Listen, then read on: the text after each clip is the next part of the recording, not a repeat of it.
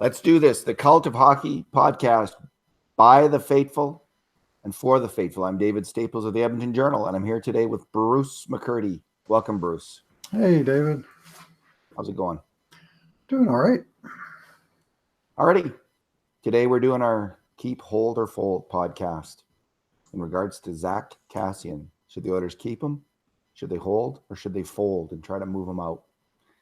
Bruce, let's start with a good thing about Zack Kassian. What is your good thing?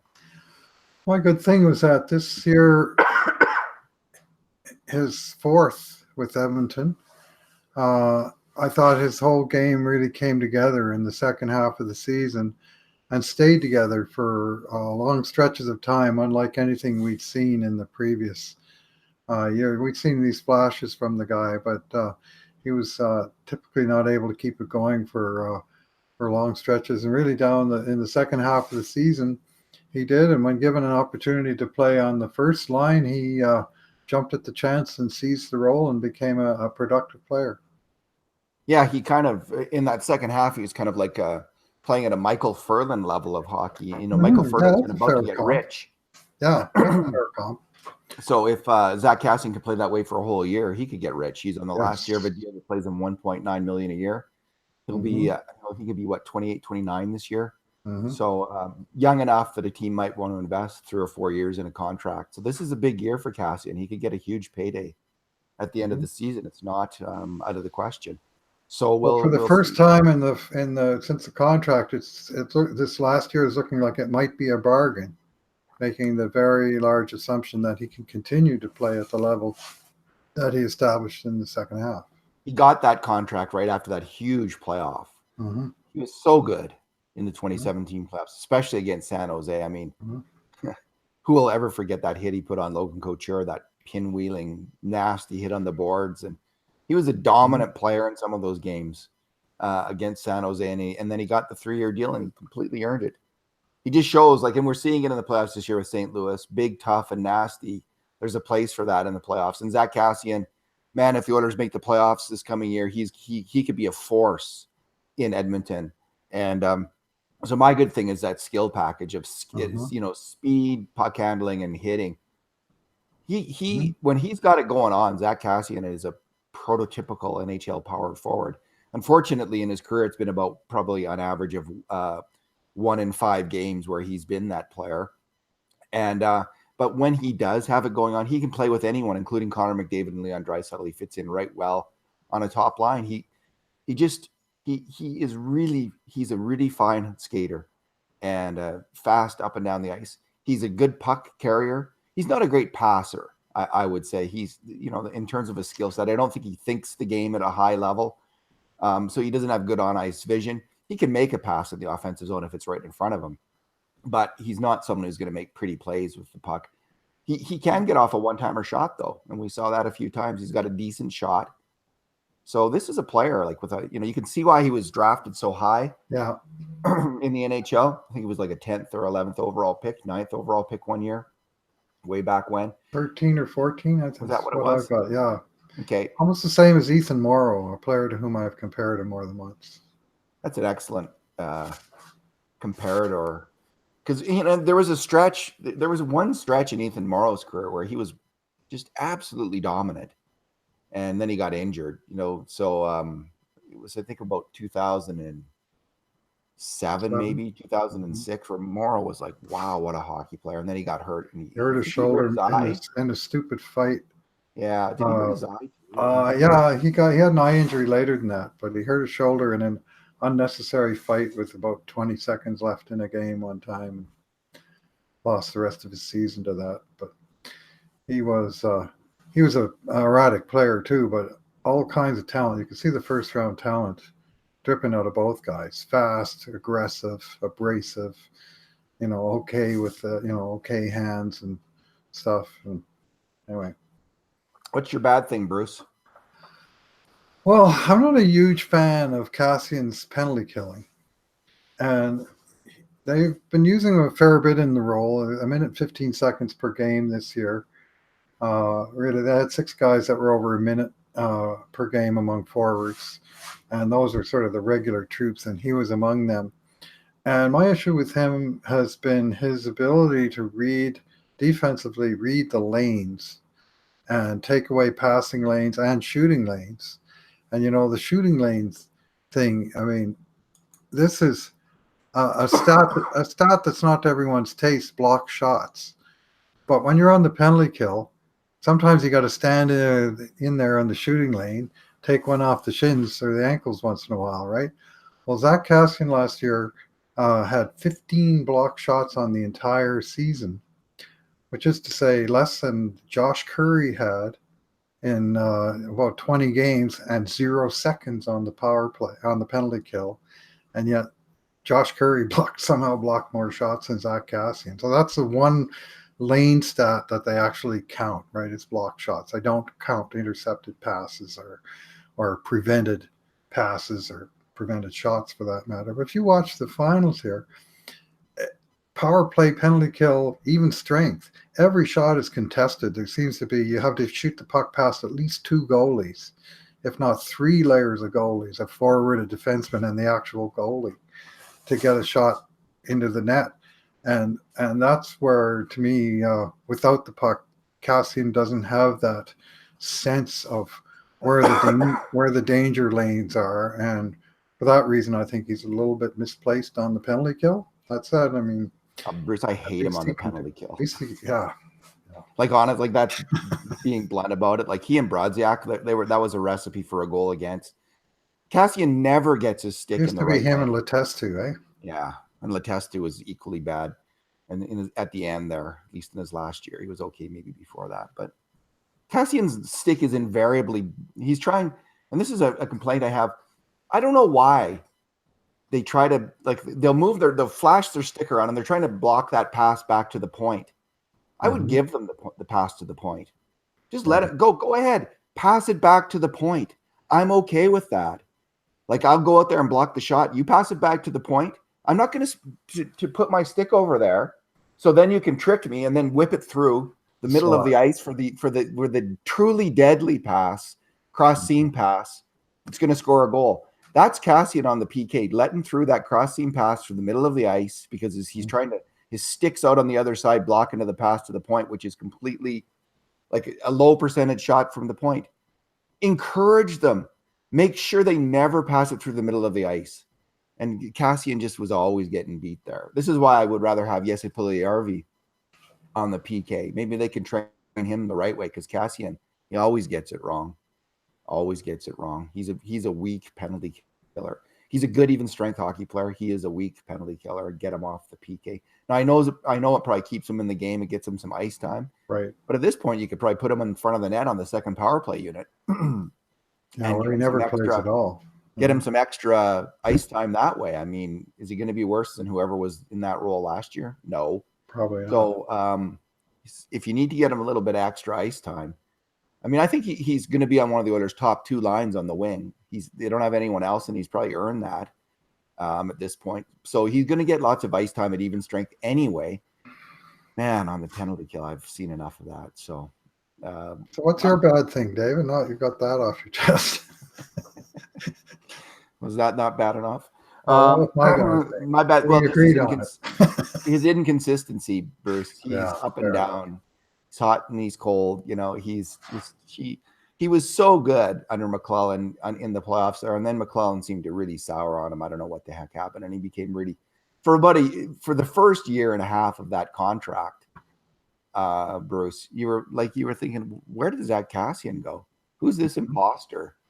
You know, who is this? You know, I don't know what it was like. I don't know, Len Lundy of a hockey player who he just cruises up and down the ice and doesn't hit anybody and isn't really involved in the game and isn't menacing. Now, they changed the way the game was called, especially against players like Zack Kassian. They started to call a lot of penalties on him, and I think that took the wind out of his sails because the Oilers, of course, couldn't kill off penalties because, you know, Zack Kassian was also killing them off a lot of the time. But so maybe that was part of the reason that he stopped being so aggressive. But he was so ineffective. It was like commandment number 1 was don't take bad penalties, Zach. But, you know, unfortunately, with a player like him or Ethan Morrow, some people absolutely hated this about Ethan Morrow, but penalties are a cost of doing business.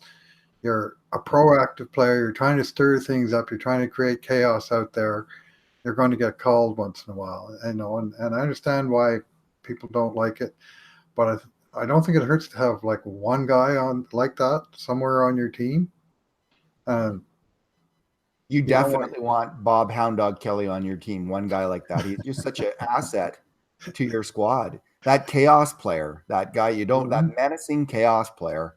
How would you like to play? Never quite sure what he's going to do next. Imagine lining up. Like, these are tough guys in the NHL. They've been against tough, but imagine you're some kid from Europe. You've never played against a truly asinine, crazy guy before, and you line up at the center ice against, and Zack Kassian's next to you.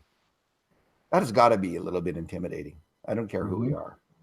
So I like having that kind of hockey player. I think is really effective, especially because he does have that skill set. Like, unlike let's say Lucic right now, who doesn't have the skill set to make plays and a top line basis. So if you have Zack Kassian and Jujhar Khaira and Darnell Nurse on your team, you're kind of covered in terms of toughness, and he's a big part of that. So I hope they can. It'll be interesting. I wonder, we'll get into this, if the Oilers should try to proactively sign him up to another couple years almost. Might be getting a little ahead of yourself, but maybe not. So, Bruce, let's go on to numbers, and I'll start off with the numbers. Zack Kassian had 2 different seasons, kind of with and without. His Wowie number for the year is with and without Todd McLellan. So with Todd McLellan, Zack Kassian was being played 10 minutes and 53 seconds per game. In the 20 games where McLellan was coach, and he played 17 of them, he was playing 10 minutes and 53 seconds, so a fourth line minutes. Without Todd McLellan, with Hitchcock as coach, Bruce, he averaged 15:53. So he was a second line winger, essentially, with McLellan, or without McLellan, with Ken Hitchcock as coach. So hugely different usage, hugely different amount of confidence and reward. Confidence in the player, reward for the player under Ken Hitchcock. Hitchcock obviously really took a liking to the player, and Kassian just looked like a new man the second McLellan was gone. You could see there was a weight, a 220-pound weight was off his shoulder with McLellan gone, and he was good. He was good to great with Ken Hitchcock as the coach. What's your number? Well, this isn't my number, but it supports your number. Zack Kassian played 15 minutes in the game 36 times last year, and all 36 of them are with Ken Hitchcock as coach. He never got to 15 minutes once in the 20 games under Todd McLellan, and Hitchcock sort of let him loose. He even had 5 games over 20 minutes, the first 5 of his career, where he played 20 minutes. And he responded to that. Now, a reflection of that is his scoring rates through the end of November, which was the Todd McLellan reign. He had 1 point. Through December, he had 3 points, and that's through the first 36 games that he played. And then from January 1st to the end of the year, 43 games, he scored 13 goals, 10 assists, was a plus player, and was a different man. So it did take, Hitchcock, it took him a while to respond. For one thing, first of all, he was stuck on the identity line. Remember that, with Kyle Brodziak and Milan Lucic? Well, that's not going to exactly bring out your scoring prowess. But later on, he really did get a full-fledged opportunity with offensively skilled players, and he chipped in. How well named was the identity line? It's the perfect name for that line on the Oilers, because that really was the Oilers. Overpaid UFAs that have sunk your team. That can't score. They can't score. That was the Oilers' identity. Oh, yeah. But Kassian really, of course, he famously got put on Connor McDavid's wing, and he earned it. He earned his way up. He kept his spot. Oh, yeah, well, that's the thing. They started the year, and plan A was that Puljujarvi and Yamamoto were going to be the top 6 guys, or Ratty. And after these guys all basically failed to make the grade, only then did they go to their more depth wingers in Alex Chiasson and Zack Kassian. And lo and behold, those were the guys, the 2 top scoring wingers on the team, right? They had McDavid, Draisaitl, Nugent Hopkins. And then there was a big drop, and then there was Chiasson, and Kassian. And then there was another huge drop below them. So they were 4 and 5 on the team in goals and points for forwards. Yeah, he just kept coming on, Kassian. And he by the end he looked good with McDavid. Sorry for the coughing. I'm working on a cold here. He looked good by the end. More like it. Pardon me? I say it's working on you, more like it. Yeah, for sure. Yeah, so he's in the running for a role in the top 6 on the Oilers. I don't, he's definitely can be penciled in there, and hopefully he'll be good Zach, not bad Zach. Hopefully he'll be motivated Zach, and I think he will be. He's in a contract here. Well, let's see what Dave Tippett does if he connects in the same way with Tippett that he clearly did with Hitch. Yeah, I mean, you're absolutely right. He's got every reason to be 100% motivated and confident coming into this season. Like he's got after 3 years where he scored 17 goals in his first, basically 2.5 years after he came to Edmonton mid-season. He got 3, then he got 7, then he got 7. And like you say, he had 2 at Christmas last year, and all of a sudden he's blossomed as a guy who can shoot and score. And so that's got to raise his confidence level, and hopefully he can keep that going. Yeah, I don't think he would. If the Oilers offered him a new contract right now, I don't think he would take it because there's just too much potential for him to really cash in. He should bet on himself and just play out the season. So keep, hold, or fold, Bruce? A keep on this player at this point. And I've not been his biggest fan over the years, but he won me over with his play. Most of his play this past season. I think there's things I can tweak, like you say, special teams, ratio of ice time, and things like that. But he brings positives, and he brings things to the team that other players don't bring, and that's where his value lies. And I mean, whether it's long term or whether it's just this year, he's certainly a keeper for now. Yeah, it's obvious he's a keep for this year, and we'll see how it goes. And again, if the Oilers make the playoffs, they're going to need Zack Kassian. A player like Zack Kassian, he could just be a real force for them in the playoffs. So it'll be interesting to see his role if he maintains it. Again, I'd rather see him get that power play time, see how he can do there. Maybe he could. If they don't sign Chiasson, they're going to need a guy in the top unit in front of the net. Maybe that could be Kassian. He can screen the goalie. He could go retrieve pucks in the corner. He doesn't quite have Chiasson's shot. Excuse me. Chiasson has a good kind of quick shot from the high slot that Kassian lacks. But I think there's going to be a big role for Kassian on the team this year. All right. Sounds like your voice is going, and I think we're near the end of the player in any event. But all right, yeah, let's leave it there. I think we're in large agreement on this guy, David. Yeah, keep. He's a definite keeper. All right, Bruce. Thanks for talking today. Thanks for listening, everyone. And in the meantime, and in between times, this has been another edition of the Cult of Hockey podcast.